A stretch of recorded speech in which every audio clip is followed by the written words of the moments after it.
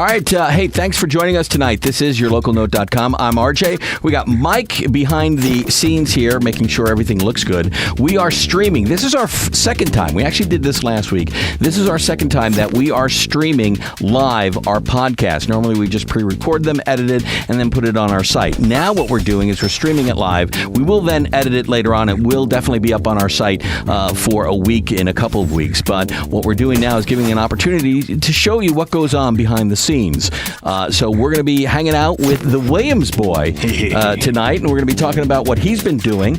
Very interesting approach to how he's getting his music out. So we'll be talking to him about that. Also, I want to remind you that we've got a newsletter that Mike puts out. Does a great job with that. And all you have to do is send us an email at contact@yourlocalnote.com. We're streaming 24/7. We've got free apps. You can download them at the respective stores. Just type in YLN and take yourlocalnote.com with you anywhere you want to go. And then, of course, we've got our YLN update. We tell you what's going on as far as news is concerned, concert calendars. If you want to know what's going on in the Philadelphia music scene, the place to be is yourlocalnote.com. So what we're going to do is we're going to play a song from the Williamsboy and then come back and we'll talk to him. First song is called Goodbye on yourlocalnote.com.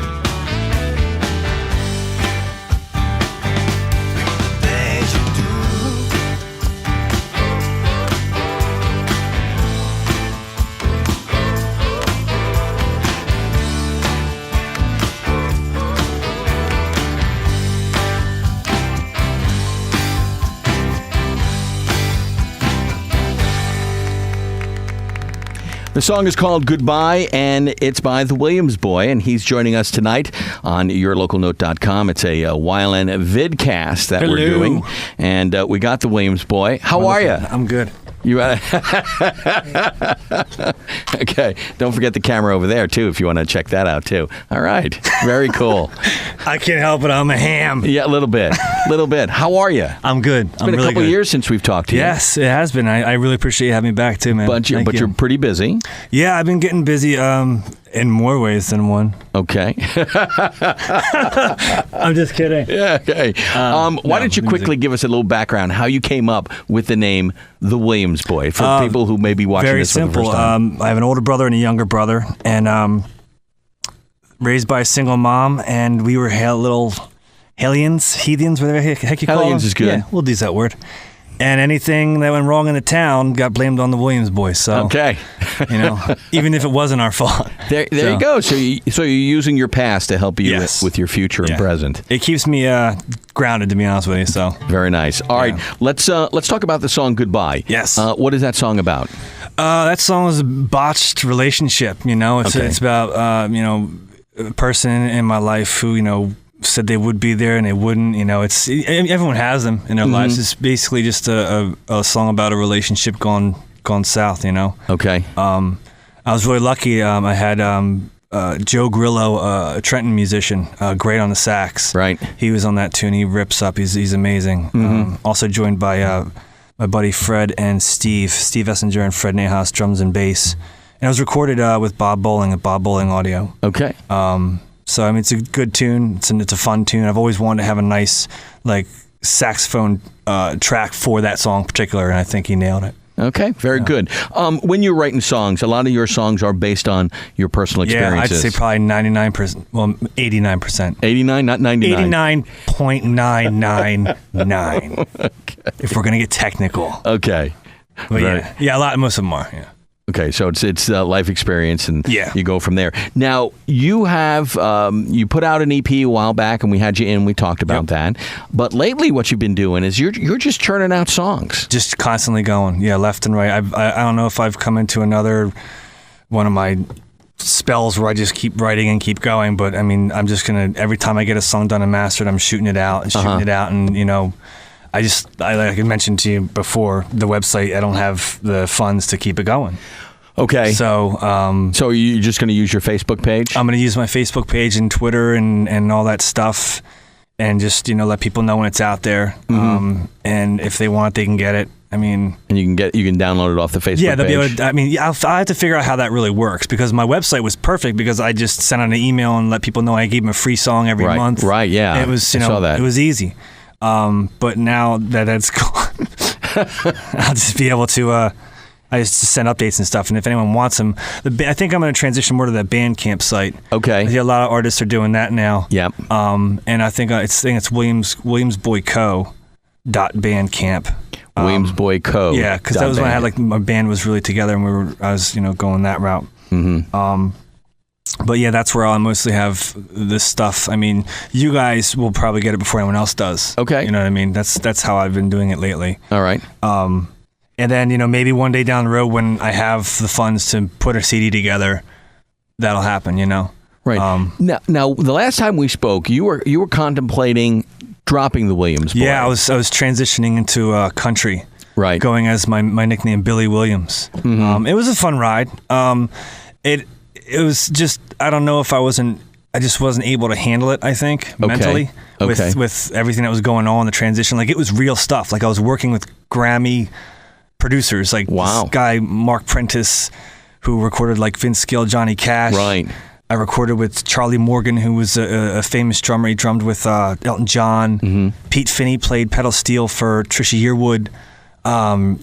Rand Bishop, who wrote a song for Toby Keith, and got one of his. I didn't know who they were until I got back. Right. But all that stuff was hitting me. I was getting flown down to Carolina to make a video for the song. Right. And it was the dream, I guess, really happening. It was overwhelming, though. Yeah, I actually went into the hospital. I had Did you really? I had a transient ischemic attack, which is a pre-stroke. Really? Because of the stress. Yeah. You were stressing. Oh, what was it? Just you didn't... It was me. I wasn't ready for it, and okay. but I still had a great time doing it, and I'm still doing those things. Like I'm still writing country songs. I'm still writing.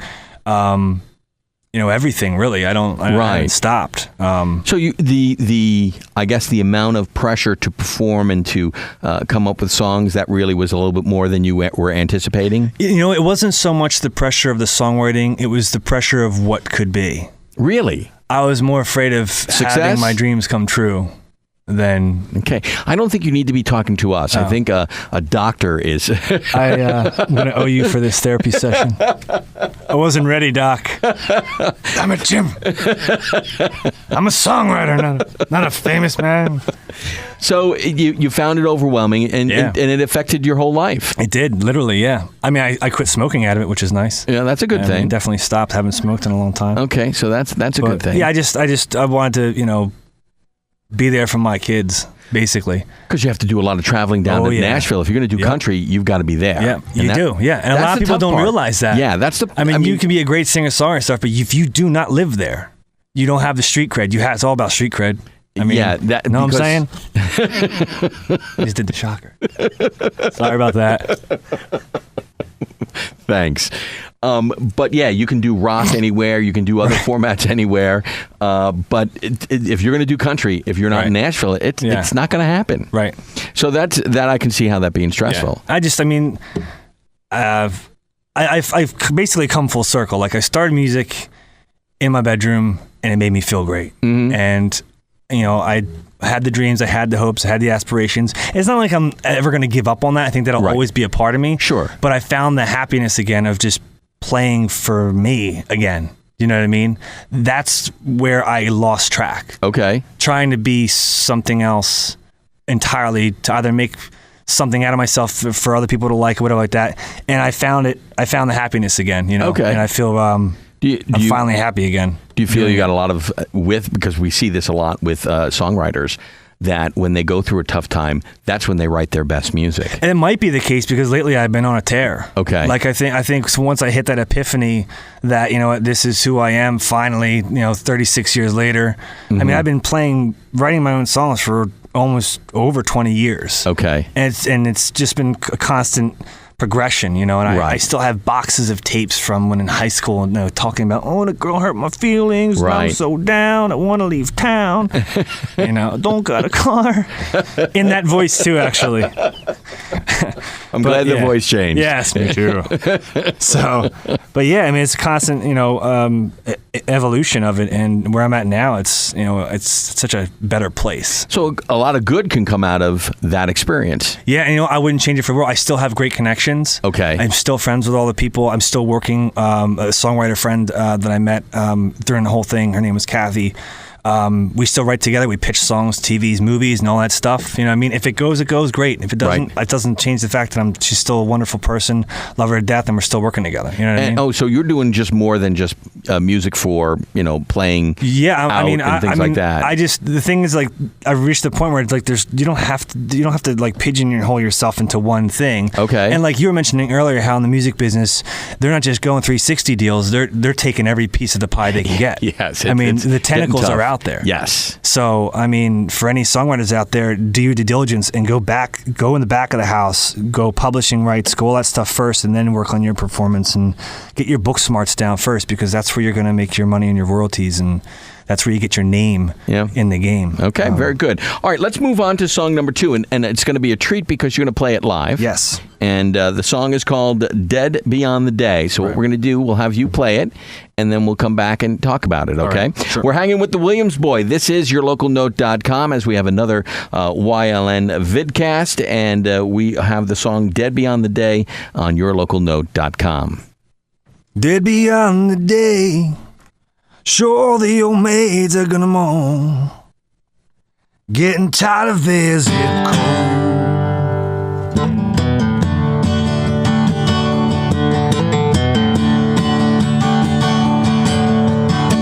Streets don't look the same, yeah, the dogwoods are hemmed and home.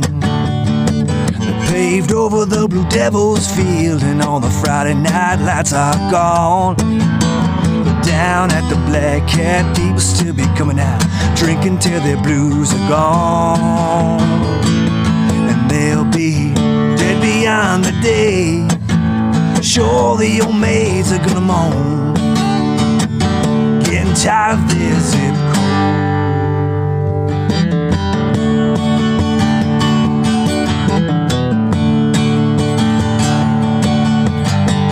Jobs have all dried up, and the train don't even come round no more.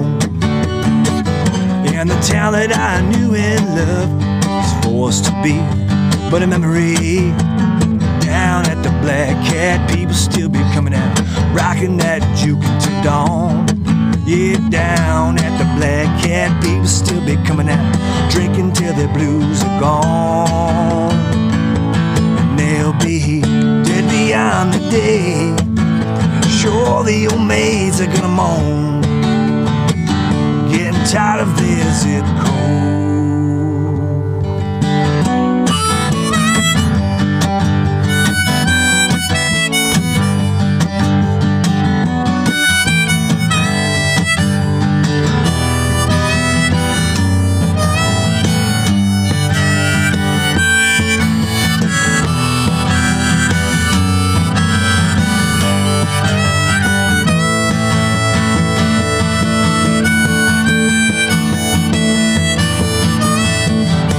Beyond the day, sure, the old maids are gonna moan, getting tired of their zip code.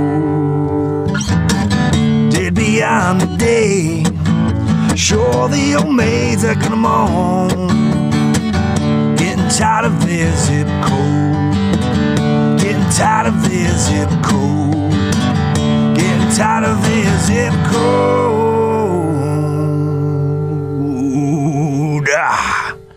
Yeah. There we go. Okay. The Williamsboy. Got to give a little Hatfield out there. Dead Beyond the Day. Yeah. Very nice. Thanks, man. What is that song about? It's about my hometown, Absecon, New Jersey. It's just, I forgot, I was gone for such a long time. Mm-hmm. And I was on one of my visits to see my Grams, and I just actually paid attention to the things that were gone. Okay. And I had no idea, like, everything was gone. And it just was such a surreal moment. And then, and I was like, so I started driving around, and I didn't notice things anymore. I'm like, where's Warner Brooks? Where's the firehouse? Like, where's these different, the firehouse is still there, but like, there's just all this news. So it was a nostalgic tune, the jobs in AC is where a lot of where the town folk, are going. Yeah. Back in the day, the town folk in Absecon rode their wagons uphill both ways. Yes, to deal cards to shocks. I don't know why that happened right there. Jeez, town folk. That's Who good. does that? So the people who live in town are working in AC, right? And now that those jobs are gone, it's just, and it's literally drying up. Mm-hmm. It's like a tsunami. The people are receding. And it's not like a tsunami. Don't try to be intelligent, kids. No, the tsunami does recede, so you were right. Partially right. Okay. Stay in school, children. I'm trying to rescue you here. Thank you so much. That was a good lifeline. Appreciate it. Okay. All right. So a song about nostalgia, looking back and seeing, and that's great because when I was hearing that, I could think about my hometown because it's been years since I've been there, and through the course of the time when you move away and then you come back, things change dramatically. And the thing that also strikes me is everything becomes smaller. I noticed. Yeah, that's a good point. The town seemed a lot smaller, but when I was younger, it's like, oh, there's a pretty big town, and boy, there's a big area. It just seems smaller. It's like it's drying up. The house we grew up in was a lot smaller. All that stuff. Well, that's funny. I grew up in a log cabin, and it was the only log cabin there. Now there's another one, I think, but that's still there, and it's just like every time I drive by, it's just the memories just boom. I remember falling off the roof. I remember, just doing crazy stuff, bonfires in the backyard. Like, it all comes back to you, Right. But the second you got around, like you had said, everything is smaller in the sense that it's all gone now. Mm-hmm. Like the things I remember, the big stuff isn't there anymore. So. Right. And we were talking about the music industry, both on and off the air. It's receding as well. You are, but you're churning out songs on a constant basis. Yeah. And the albums, you're not making albums for two reasons. One is a monetary issue. That's the number one reason, yeah. Because people don't realize how expensive it is to make an album. Right. The studio time just, it goes. Right. But the other thing, though, is we have a shift in how people are buying their music. Right. So it's not a bad thing that you're releasing songs all the time. Where are you recording these songs? I'm recording them at Bob Bowling's place down in Atco. His name is Bob Bowling. It's Bob Bowling Audio. He's a great engineer. He doesn't make anything hard. He just says, "What do you got? Let's do it. Let's plug it in." And then my favorite part's the mixing. You can get in there and it's one-on-one. He spends ample time with you, listens to your ideas. Does he make suggestions to you? Oh yeah, he'll make suggestions to you, but not in the sense like a lot of studio guys. I mean, his name's on the line. Right. That's the number one thing. He's not going to turn out a junky product. Sure. You know what I mean? Sure.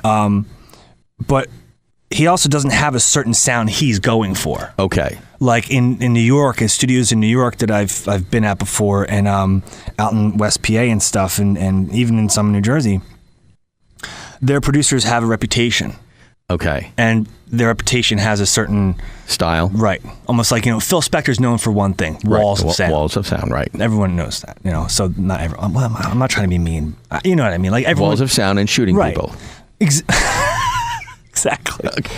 But he doesn't. Was that wrong? No, it's fine. If I could throw the shocker, you could say that. So he has no agenda other than to make each song the best it can be. Right. And with that freedom going into it, for me personally, it's an open canvas, and I can be me. You know what I mean? So I work there. I also work in Dirt Floor Studios in Connecticut with buddy Eric Lichter. He's the same way. He's a singer-songwriter, and I got in there and just banged out a song or two, and we just everything in one day, like one tune, start to finish, done. So you have the songs already ready to go in your head. Yeah. Before you go in, how you want it to sound. Right. You're ready to go. It's not something where you come in and say, "Hey, I got this idea." And then you go through it, and then halfway through, there's not like an arrangement meeting or a production meeting where I've seen them happen. I've been a party to one a couple times, but maybe it's my song. I know how I want it to go, and not being a jerk to anybody else. But no, I'm sorry, I wrote it, so this is how I want. You know what I mean? Like for other guys, like I've been in studios with, and they'll be like, well, why don't we do this here? I'm like, you can do that there, but I'm not going to do that here. Okay. You know what I mean? And I mean, it came out of my head for a reason, and it had a meaning to me, and that's kind of reason I keep a lot of the songs that I write pretty much spot on to the original version that they ever come out to. Okay. There might be an extended lick here or there, maybe a line or two from someone's idea makes it in if it makes sense to me. But if it's not something that was born out of my head that I walked in and I could 100% honestly, see myself doing or have done, then I'm not going to like it because I'm the one listening to it. So was that happening to you in Nashville, that they were no, actually, their songs? No, because when I songwrite with other people, I take that part of me away. Okay, like I put on the you're not. This isn't for you now. We're gonna do a project, almost like a different mask. So you become part of a team. Exactly right. So I'm not so much of a individual there, and it works well. Like I'm working with a guy named Keith Minaccio, who I'm playing with Thursday at Shady Katie's. Okay, and it's fun, man. He gets it. The bouncing back and forth of the ideas. I like it. I like songwriting with other people. You know what I mean? And I don't have that. And I'm not really mean when it comes down to like ideas. If it's my own song, I'm very positive and I'll give my opinion. And if I don't like it, I'll just won't use it. Right. But with collaboration, it's so much easier to say no. You know what I mean? Like, and then bounce the ideas off and look for those ideas. That's what I really enjoy about it. Like I work with my friend up in Massachusetts, the country lyricist, and with working with Keith lately, it's just fun. Like, let's try this, let's try that. And it's like, okay, let's try it. Because, it's not about me, it's about the song. Yes. It's, that's what I'm writing for. You know what I mean? And that's another difference with country music. Which I'm making this over here. I don't know why I'm doing that. Okay, well, I'm going to try to match you with the hand movements, okay? I'm like the song. What's the song? Okay. Are you the song? But with Nashville, right. I mean, they're the songwriters there. I mean, it's like a 9-to-5 job where they'll go to an office and they'll sit with someone. They and have conference rooms. Yes, and write songs. Yeah, when I was working down there, the guy Rand was like, you should come back down to Nashville like on a Thursday night. Like, well, okay, I'll just catch a flight on a Thursday night. Yeah. Because people do that. Yeah. Like guys, real songwriters. I'm not a real songwriter. Real songwriters can hop on a plane, go to a meeting for Thursday night with a convention-sized room of songwriters at tables. Yeah. And they sit down there and they write songs. Yeah. I wish I could do that. Yeah, it's an amazing experience. If you ever get a chance to go down to Nashville and visit and just see the whole thing, between going to the Ryman Theater, the Grand Ole Opry, and then seeing the bars on the street corners where the bands are playing and they've got a hat out or a can. Yeah. They don't get paid. By the bar. Right. They get paid by tips. Yeah. I found that an amazing experience. Yeah. And it's extremely competitive. Oh, yeah, man. I was doing a songwriter thing down there and I got kicked off.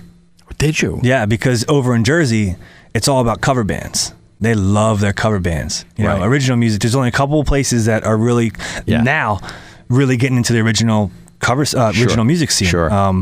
But man, if you're not a cover band, they don't want you. So down there, I was like, okay, I'll break out a cover.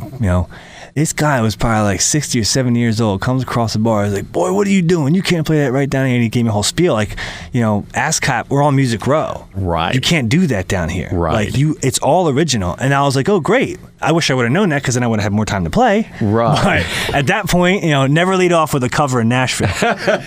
Don't do it. And don't tell me you're from New Jersey. That'll learn you good, boy. The town folk there, That's right, exactly. They don't really go for that, do they? Them over there.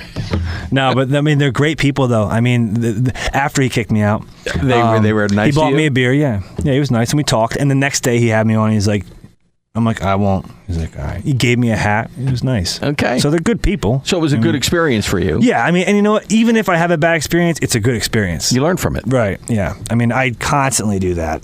Okay, so you're churning out more songs. Yeah. People can find them on your Facebook page. I think so. Okay. Facebook and then you're page, also going to start a Bandcamp page, right? I have a Bandcamp page. That's williamsboyco.bandcamp. But the Facebook page, they go on there, they'll get notifications, because right now it's the Reverb page that I have the music on. Okay. And williamsboy.com is still running. I just don't know when they're going to pull the plug on me. Okay. But the best place to go is the Reverb Facebook. Like me, unlike me, whatever. It's fine. I guess I'll handle it. I can handle the rejection. But I mean, I'm playing a lot of places, so I mean, April's been good to me so far. Are you playing a lot of solo shows? Do you have a band that you go with? Right now, it's solo. Okay. But I just actually. I'm not sure if I joined their band. I told them, I'm going to play there. There's a band called Secondhand City. They do some gigging, and they've got some gigs coming up that I'm going to join them with to help them out there. But they also said vice versa. I could use them for my personal stuff. Okay. So I've got some stuff in the work for probably later summer, but as of right now, what I have on the books, my calendar now, why am I tapping your desk? This is like so nice, and I'm petting. Can you see me petting it? Petting his desk. It's a nice desk. They're nice. Man. So, yeah, it's all solo stuff right now. It's good that you're pointing out your idiosyncrasies. I have to. Okay. So, yeah, it's all solo stuff right now. Solo stuff, but you do have a band that you work with now. Do you play some of their stuff then, too, when you're playing with them? I haven't.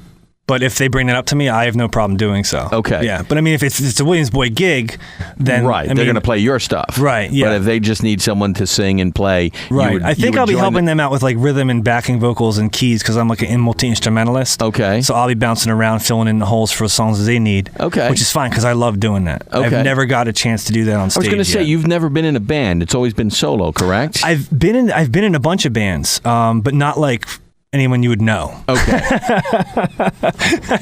So not Bon Jovi. You weren't a part No, of unfortunately. No. You weren't like George Best of the Beatles. I wasn't. Right before they hit it big. Nope. I auditioned and they said no. I said, get away from me, kid. You bother me.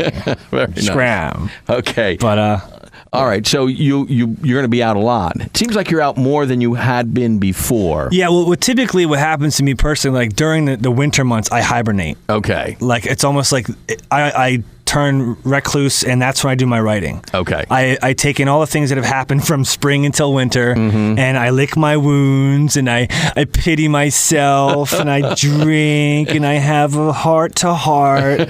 But that's where all the stuff comes from. That's the life experiences are digested, and I unconsciously or subconsciously. Subconsciously, yes. Thank you. Unconsciously, you really can't do much. What's he doing? He's hibernating. He's writing.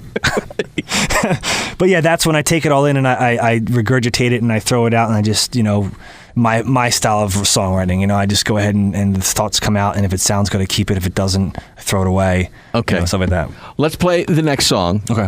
And I do have some more questions about your songwriting style. Okay. We'll do that when we come back. But your next song is called Dust. Yes. And people can get that on Bandcamp? They can. I don't know why I turned Australian there. Some of these cameras. Okay. Bloody cameras.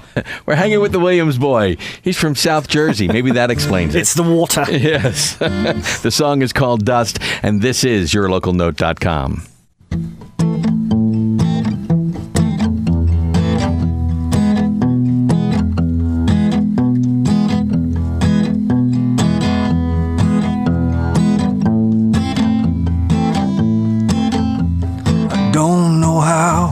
I got in this cage. I feel that I'm about ready to breathe the air. Now I find that my cage is just a shell. I fear that I have made a grave mistake. Living takes a while to understand. Love can make the broken-hearted whole. Moonlight off the mountain begins to glow, gracefully tiptoeing across the dell. Gently rocking in my rocking chair. Found a way to calm these wretched woes. Chains can't bind the soul of a man, but loveless heart can chain a man's soul. Living takes a while to understand. Love can make the broken-hearted whole.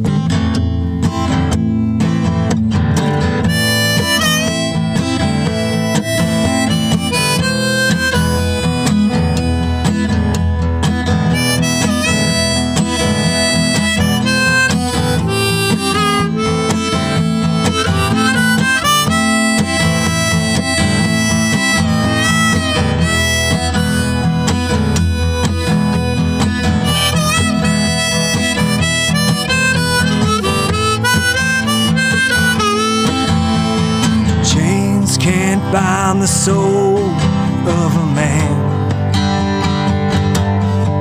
Yeah, but a loveless heart can chain a man's soul. Living takes a while to understand. Love can make the broken-hearted whole. And the crowd goes wild. Yeah. Song is called Dust, and that's the Williamsboy. Thank you. Thank you very much. All right, let's talk about Dust. Please. What is that about? That is about being in a dark spot. There's a part in my life where I just didn't love myself. Okay. You know what I mean? And again, my good old trusty Steed music, I knew I needed some help, and I went back to it and pumped the song out, and made me feel better. And that's what I do whenever I get in a state of confusion and loss, uncertainty. I mean, psychiatrists these days are so expensive. I mean, 120 a half hour. So you just play the music. Yeah, I mean, $675 for a pair of strings, and you're set to go. Yeah, but yeah, it was a dark spot, and I take myself and my issues that I'm going through, and then I make a character out of it, and then I look at that character and I write the script for him. Okay. And that's how I write. So the words come first? Because that's what I wanted to get to. No, see, it's funny. Sometimes they do, sometimes they don't. Okay. That was the A minor chord. Okay. Because I was having a bad day, and so you just kept playing the A minor chord. It was just the A minor chord. I was strumming it, and it's just it's a beautiful chord. The minors are beautiful. They used to be like forsaken. Like you used to not be able to play the minors. They were devilish chords. But it's such a beautiful chord, and I was just humming along, and I was like, man, my life is woe is me. I don't feeling know. Sorry for yourself. It was a Spanish little tune, and then I started going, and originally some of the words were just really dark, and I was like, I'm like, this is like Nick Drake dark, so I'm gonna way too dark. I loved Nick Drake. He's an influence, but I was like, I gotta pepper this with some happiness, Okay. Like, almost like writing a story, the climax and stuff. Only with the majority of my songs, it's almost like there's a up and down and ebb and flow within each and every verse before you get to the goods, and then heck, you might even be confused by the time you get the song's over, and you're like, that zombies, what? So, but yeah, that was a dark spot in time, and got me out of it. So you do then, when you start writing the songwriting process, do you have to sit down and start it and then finish it, or can you write part of it and then come back to it? That's a great question, man. When something is on my tongue, I will do everything I possibly can. If I feel that like I need to say something, I'll run away. I'll get away from the kids, get away from the wife, get away from the house, just go. I'll go into a basement, lock the door. Even in some of the recordings, I sent you... No, I sent you the studio ones. I'll send you some cell phone stuff that I do, because some of that stuff's some good. So you'll hear the kids yelling in the background. Yes, I think we did hear one song with the kids. Yeah. And they do that all the time, and they're kids. But and I'll just muscle through it because I'm feeling it. And when I feel in the song that it's making sense to me, then I know that it's a keeper for me personally. Okay. Because I don't think on the whole mainstream era, because if that I wouldn't be here. I would I'm not popular, but I feel if it makes sense to me, it's something like, okay, this will make me feel better. Okay. This makes me feel better, so I'll run with it. So either I'll keep going or I'll stop, and I'll hum the darn thing in my head the whole time. Okay. And I can't get it out. And that's one of the best things about cell phones and stuff, is that you could just turn it on, right, and record it. And I've done tons of songs that way that are one-shot wonders, And a lot of artists will go back and they'll do like the drafting process. Yeah. I don't have I'm ADD. Like I don't have time for that. It's there. It's gone. Sometimes I'll make changes. You know what I mean? Mm-hmm. But for me, by going back and editing it, unless I say like a word that doesn't make sense, which I do sometimes, I'll make words up just to fit a rhyme. Sure. To go back later on, I'll keep it because that's the raw emotion, and I can connect with that. You know what I mean? So that's basically how it goes. I hope that wasn't too vague. No. It actually made sense. Okay. Yes. One for the Williamsboy. Okay. Imaginary thing here. All right. So we've gone over your places where people can find your music, your Facebook page, also the Bandcamp page, Williamsboy Co. Yep. And in your songwriting process, you talk about how the songs have to feel good to you. Right.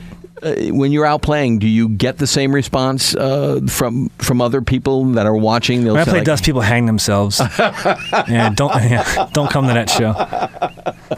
Okay. You walk in and like, oh wow, the Williamsboy's playing. How do you know?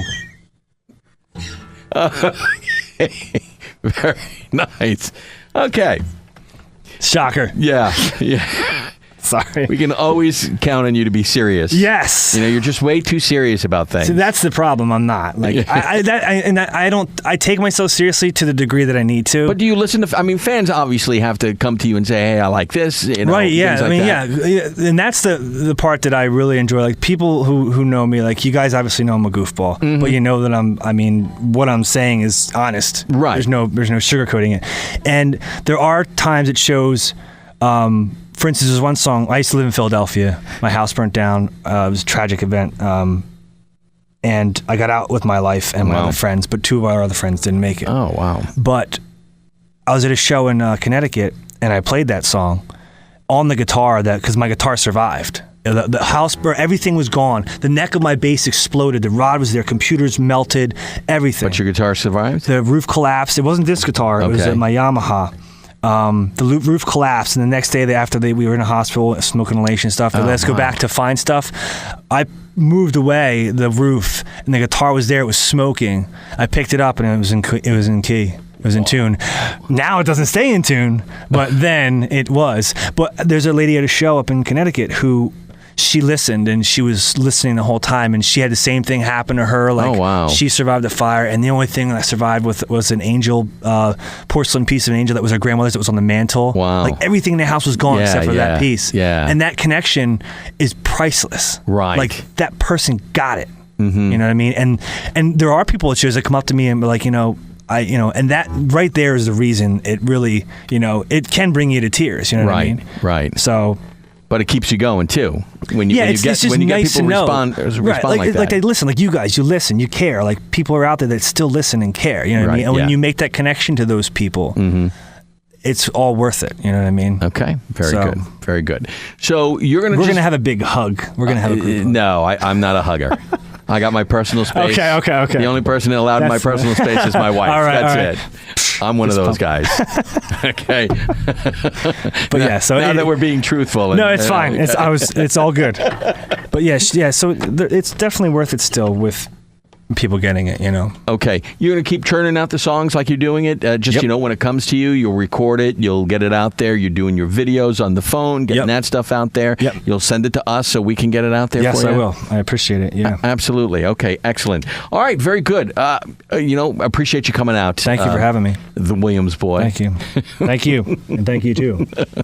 Again, thank you so much for coming out and sharing some music with us. I appreciate it. Very much. All right, we're going to finish things off with a bottle of wine. Yep.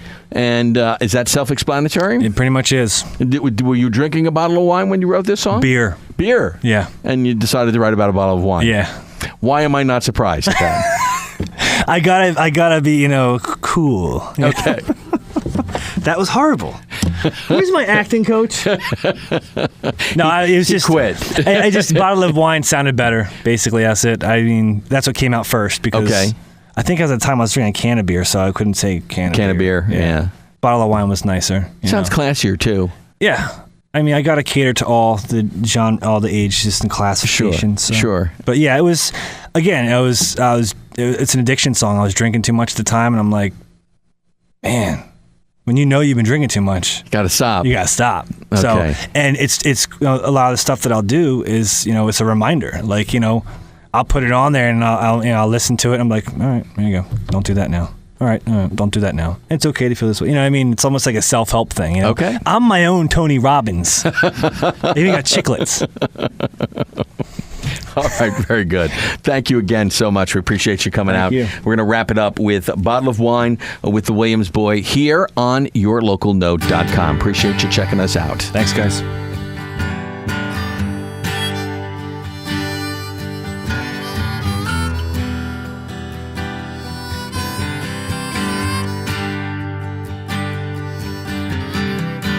Bearer of confusion, left behind by a heart that done you wrong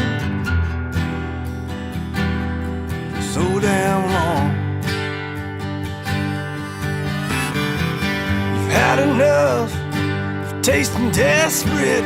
Can't face your devils dry, you drink too much, and whiskey's not enough.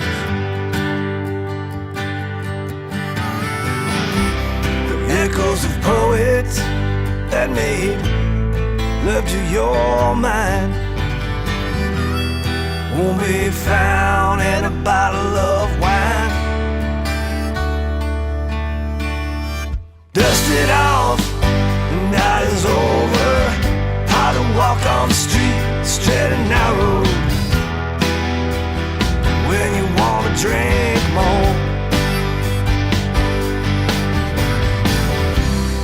Echoes of poets that made love to your mind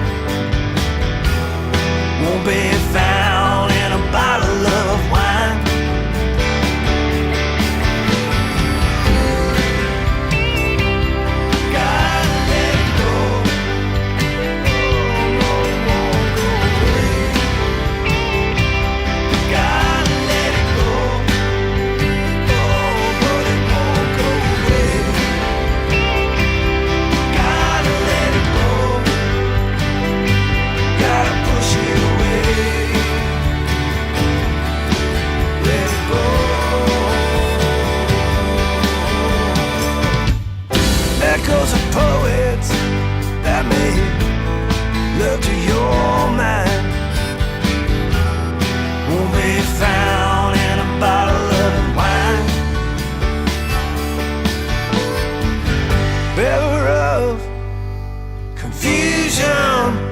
left behind by a heart that done you wrong.